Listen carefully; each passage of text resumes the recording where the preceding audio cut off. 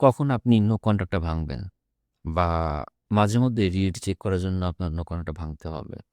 আপনি কমপক্ষে ৩০ দিন, ৬০ দিন, মাঝে মধ্যে ২.৫ মাস অথবা ৯০ দিনও আপনি আমি মনে করি যে ২.৫ মাসের উপরে যাওয়াটা মাস্ট মানে এট লিস্ট কারণ ২.৫ মাস পরেই বেশি effectively নো কন্ট্রাক্টটা কাজ করে।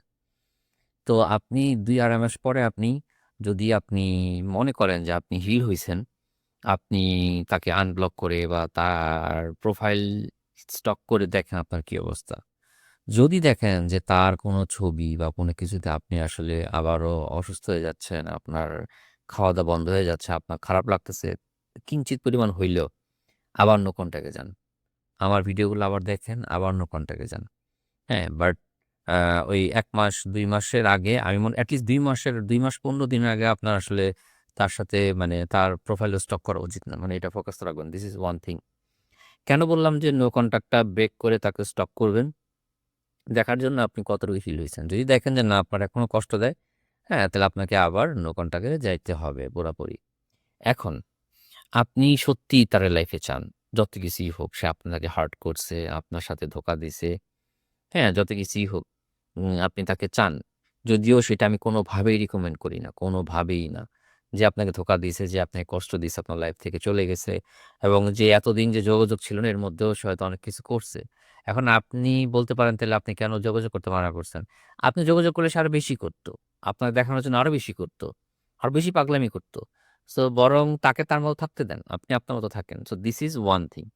নাও সেকেন্ড থিং হইল যে আপনি যদি এরকম সিচুয়েশন এ পৌঁছান, সেটা ৩ মাস পরে হোক, ৬ মাস, ৯ মাস পরে আপনি বুঝতে পারলেন যে ৯ মাস পরে আপনি আবার তার প্রোফাইল স্টক করলেন এবং আপনি বুঝতে পারলেন যে তার সাথে কাউকে দেখলে আপনার কিছু যায় আসে না বা আপনার তার মানে কোনো কিছু দেখলে খুব একটা খারাপ লাগে না বা you are fine at least মানে অত খারাপ লাগে না। Then or you can accept the rejection বা আপনি অন্য কারো সাথে তাকে হয়তো মানতে পারবেন এরকম মনে হচ্ছে এবং still you want her or him হ্যাঁ, তাইলে আপনি যোগাযোগ করতে পারেন। খুব ডিসেন্ট ওয়েতে যে যদি সে যোগাযোগ না করে, কিন্তু সে যদি যোগাযোগ না করে এটা আসলে আপনার করা উচিত না।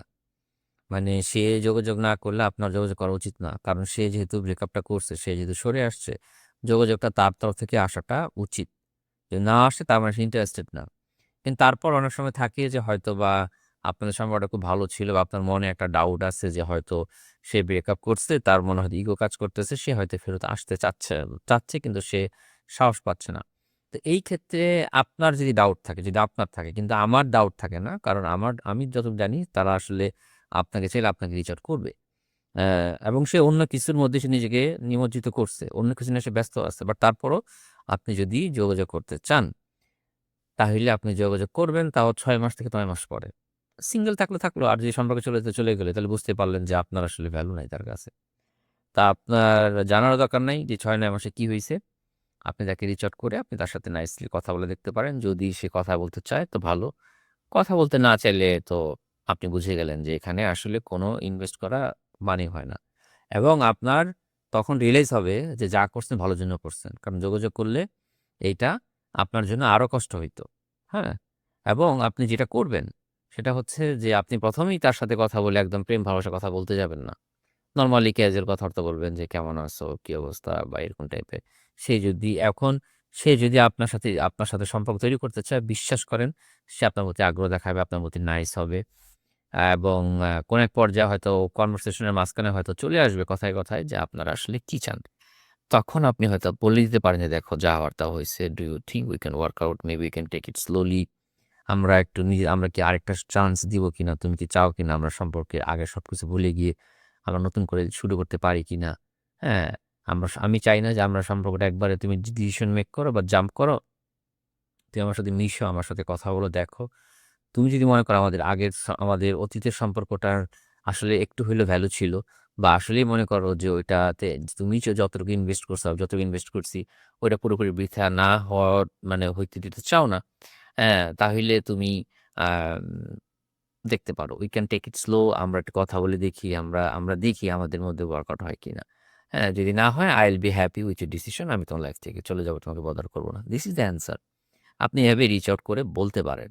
এখন যদি এভাবে কাজ হয় তাহলে হইল। আর না হইলে আপনি জাস্ট আপনার মতো করে চলে আসলেন, নো কনট্যাক্ট এ চলে গেলেন। কিন্তু ফ্রেন্ড হওয়ার চেষ্টা করবেন না, এসব করবেন না। তাহলে আপনি আসলে তার চোখে ছোট হয়ে যাবেন। যে আপনাকে সে ছাড়ছে এরপর আপনি তার বন্ধু হয়ে থাকতে চাচ্ছেন। এটা করা যাবে না। সো এই ক্ষেত্রে আফটার 6 মান্থ আর 9 মান্থ আপনি নো কনট্যাক্ট ব্রেক করে দেখতে পারেন যদি আপনি হিল হন। আর আপনি যদি তাকে চান।